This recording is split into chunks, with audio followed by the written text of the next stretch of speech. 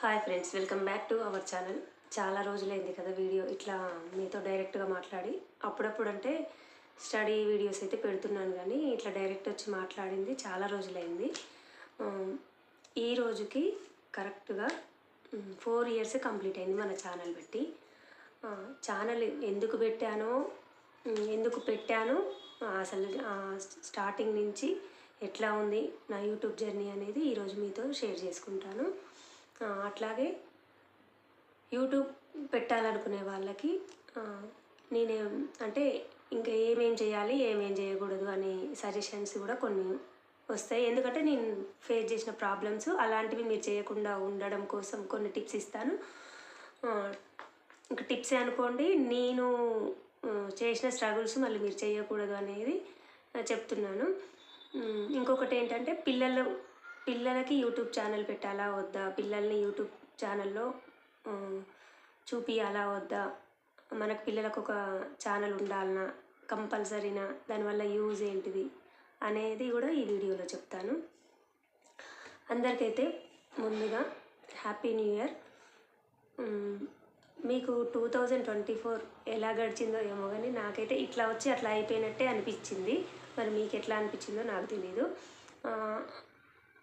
చాలా వరకు అంటే దాదాపు ఒక 90% పీపుల్ జనవరి వచ్చింది అంటే, న్యూ ఇయర్ వచ్చింది అంటే కొత్త కొత్త ఆలోచనలు, ఇంకేమైనా స్టార్ట్ చేయాలనుకున్న రిజల్యూషన్స్ అనేవి పెట్టుకుంటారు కదా. అట్లాంటిదే నేను 2024లో కొన్ని పెట్టుకున్నా, కానీ అందులో ఒక్కటి కూడా జరగలేదు. దానికి మొత్తం రివర్సల్ అయిపోయినాయి అన్నట్టు. కాకపోతే మంచే జరిగింది. ఫస్ట్ ఆఫ్ ఆల్ నేను చెప్పాలనుకుంది ఏంటంటే, 2024లో అసలు ఎక్కడికి ట్రిప్పులకు వాటికి వీటికి వెళ్ళొద్దు, ఇంట్లోనే ఉండాలి అని అనుకున్నా. కానీ టోటల్ ఆపోజిట్ జరిగింది. అన్నీ దాదాపు ట్రిప్స్ అయిపోయినాయి. అంటే మ్యాక్సిమం వెళ్ళిన అందులోనే ఒకటి ఏంటిది, కాణిపాకం వెళ్ళినాం, గోల్డెన్ టెంపుల్, అరుణాచలం. ఇదైతే అన్ఎక్స్పెక్టెడ్ ట్రిప్ అన్నట్టు. అసలు నేను ఎప్పుడు కూడా అనుకోలేదు అరుణాచలం పోవాలి అని అనుకోలేదు. అన్ఫార్చునేట్లీ పోయినా బాగుంది. అట్లాంటివే కొన్ని జరిగినాయి.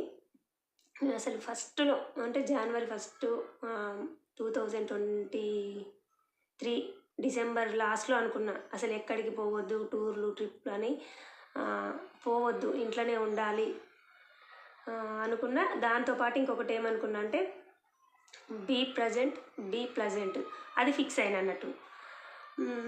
కానీ ఈ 2024లో ట్రిప్పులు బాగా అయినాయి అని చెప్పిన కదా. ఎక్కడికి పోయినా సరే ఓకే, ఇది జరగాల్సింది, పోతున్నాం మంచికే సరే మంచో చెడో మనమైతే పోతున్నాం, ఎంజాయ్ చేస్తున్నాం కదా. పోయిన దగ్గర అయినా సరే మనం ఎక్కడ ఉన్నా సరే, ఇంట్లో ఉన్నామా, ట్రిప్పులో ఉన్నామా, ఫ్రెండ్స్తో ఉన్నామా, ఫ్యామిలీతో ఉన్నామా, వాటెవర్ ఏదన్నా కానీ మనం భూమి మీద ఉన్నాం కాబట్టి ఇవన్నీ జరుగుతాయి. కానీ ప్రజెంట్లో ఉండాలనేది ఫిక్స్ అయినా, బాగా ప్రజెంట్లో ఉండాలి. ప్లెజెంట్ అంటే అది మనం ఒక్కొక్కసారి మన వల్ల అయినా కూడా మన చుట్టుపక్కల సరౌండింగ్స్ వల్ల కానీ, లేకపోతే మన చుట్టుపక్కల ఉన్న మనుషుల వల్ల కానీ అది మిస్ అవ్వచ్చు. కానీ బీ ప్రజెంట్ అనేది మనం ప్రస్తుతంలో ఉండాలి అనేది నేను పెట్టుకున్నా. అట్లా ఉండడం చాలా అంటే చాలా కష్టం. మ్యాక్సిమం ట్రై చేసిన ఒక 80% 75% అయితే సాధించిన మ్యాక్సిమం. నేను ఎందుకంటే అనుకున్నా కాబట్టి ఉండాలి. ఒకవేళ మన ఆలోచనలు ఎక్కడికన్నా పోతున్నా, గతంలోకి పోతున్నా, భవిష్యత్తులోకి పోతున్నా, తీసుకొచ్చి ఆడ కూర్చోబెట్టిన అట్లా అంటే కొన్ని సందర్భాలు ఉన్నాయి. అది నాకు మంచి మూమెంట్ అనమాట. ఓకే, మన విషయానికి వస్తే ఇప్పుడు అసలు మన ఛానల్ ఏంటి అనేది మేమేదో క్యాజువల్గా పెట్టినాం. స్టార్టింగ్లో ఇది అది అని ఏమనుకోలేదు, క్యాజువల్గా పెట్టినాము. ఇంట్లో పనులు, వ్లాగ్స్, అంతే. వ్లాగ్స్ ఇంకా నేను ఏం చేస్తున్నాను ఇంట్లో, మనం ఎక్కడికి పోయేది లేదు కదా, ఇంట్లోనే ఉంటాము. ఇంట్లో పనులు ఎంతసేపు చేసినా ఇంట్లో పనులు, పిల్లలతో ఏం చేస్తున్నాము, ఏం వంట చేస్తున్నాము అనేదే ఉండేది. ఇంకా అవే చేసేది. స్టార్టింగ్లో అవే చేసేది.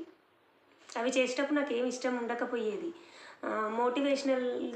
మోటివేషనల్ వీడియోస్ చేయాలని నాకు ఆలోచన ఉండేది. కానీ నేనేమనుకున్నా అంటే, మనం మోటివేషన్ చేసి ఎవడింటాడు, ఇంట్లోనే వినరు, చుట్టుపక్కల మనం ఎవరికన్నా 1-2 మాటలు చెప్తేనే వినరు, అయినా మనం మోటివేషన్ చేసి తినేటోళ్ళు ఉన్నారా, అవసరమా మనకి ఇదంతా రిస్క్ చేయడము అని ఇంకా మామూలుగానే ఇంట్లో వ్లాగ్స్ మనం ఏం చేస్తున్నాము అనేది చేసేది. అవి కూడా మళ్ళీ అన్నీ చేయలేము కదా, మనం పర్సనల్స్ తీసుకొచ్చి మళ్ళీ పెట్టలేము. ఏదో క్యాజువల్గా వండినామా, ఆడబెట్టినామా, ఊకినామా, ఇట్లాంటివే ఉంటాయి. రోజు వ్లాగ్సే చేయాలంటే ఎంతసేపు చేసినా ఏం చేస్తాము? ఊకడం, చల్లడం, వండడం, కడగడం, ఉతకడం, ఇంతకు మించి ఏముంటాయి ఆడవాళ్ళకి, మన మిడిల్ క్లాస్ వాళ్ళకి. అదే బాగా అంటే సెలబ్రిటీస్కో వాళ్ళైతే వాళ్ళని ఎక్కువ చూస్తారు. ఎట్లా అంటే వాళ్ళ ఇంట్లో ఏం జరుగుతుంది, ఏం చేస్తుర్రు, ఎట్లా ఉన్నాయి, ఆ వస్తువులు ఎట్లున్నాయి, ఈ వస్తువులు ఎట్లున్నాయి అనేవి చూస్తారు. కానీ మనలాంటి మిడిల్ క్లాస్ వాళ్ళకి ఏముంటుంది చెప్పండి? రొటీన్గా ఉంటుంది. పెద్దగా డిఫరెన్స్ అయితే ఏముండదు. అట్లని నాకు అసలు ఇష్టం ఉండకపోయేది. ఈ వ్లాగ్స్ ఏంది రోజు మనం ఊగిందే చూపియాలనా, కడిగిందే చూపియాలనా అని చాలామంది అనేది. వ్లాగ్సే బాగుంటాయి పెట్టండి అని మా ఫ్రెండ్స్ కూడా సపోర్ట్ చేసేది. కానీ నాకు ఇష్టం ఉండకపోయేది. రోజు చేసిందే చేసి ఎంతకని చూపిస్తాం? ఊకుడు అందరు చేసే పని, ఊకుడు, అంట్లు తోముడు, బట్టలు విండుడు. ఎప్పుడో ఒకసారి అంటే కాదు. కానీ ఇక రోజు అదే పని చూపించడం నాకేమో ఇష్టం ఉండకపోయేది. కానీ ఇంకేం చేస్తాం మనం? ఇంకేం చేయకపోయేది కదా, అవే చేసేది, చూపించేది, అయిపోయేది. ఇంకా ఆ తర్వాత మళ్ళీ ఈ ఛానల్ స్టార్ట్ చేసిన తర్వాతనే మేము ఇల్లు స్టార్ట్ చేసినాం. అప్పుడు ఇంటికి సంబంధించిన వీడియోస్ పెట్టొచ్చు, కానీ మన పర్సనల్ థింగ్స్ అవసరమా? మనం ఇప్పుడు ఇది చేస్తున్నాం, అది చేస్తున్నాం అని చెప్తే అంత పాజిటివ్ రావచ్చు, కొంత నెగిటివ్ కూడా రావచ్చు. అదంతా తీసుకుపోయి పెట్టడం అవసరమా అని నాకు పెట్టడం ఇష్టం లేకుండా ఎప్పుడో ఒకసారి పెట్టేది.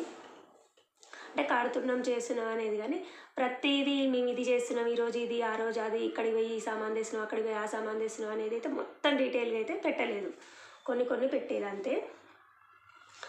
మన మంచి కోరేటోళ్ళు ఎంతమంది ఉంటారో మన చెడు కోరేటోళ్ళు కూడా అందులో సగానికి సగమైన ఉంటారు కదా. ఎందుకు మనం ఒకరితో మాట ఎందుకు అనిపించుకోవాలి అనేది నేను పెట్టకపోయేది. ఇంకా ఆ తర్వాత అత్తమ్మకు కూడా బాగలేదు కదా, ఆ బిజీలో ఏదో పెట్టినామా అంటే పెట్టినాం, ఛానల్ ఉంది కాబట్టి పెట్టినామా అంటే పెట్టినాం, అట్లా ఉండేది. ఎంత పెట్టినా కూడా మనలాంటి నార్మల్ పీపుల్ ఛానల్ స్టార్ట్ చేయగానే సబ్స్క్రైబర్స్ కానీ వ్యూస్ కానీ రావు. మనలాంటి వాళ్ళు పెట్టగానే ఛానల్కి వ్యూస్, సబ్స్క్రైబర్స్ ఎందుకు రారు అంటే మనది కొత్త ఛానల్, ఎక్కువ మంది చూడరు కాబట్టి యూట్యూబ్ కూడా రికమెండ్ చేయదు.